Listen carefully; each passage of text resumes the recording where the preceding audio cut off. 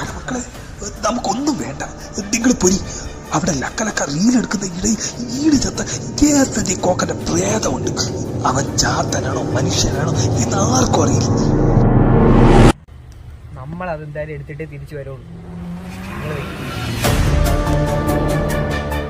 എന്നും ഒരു മഞ്ഞ ഹുഡിയിട്ട് കോക്ക മുഴുകാൻ വരും.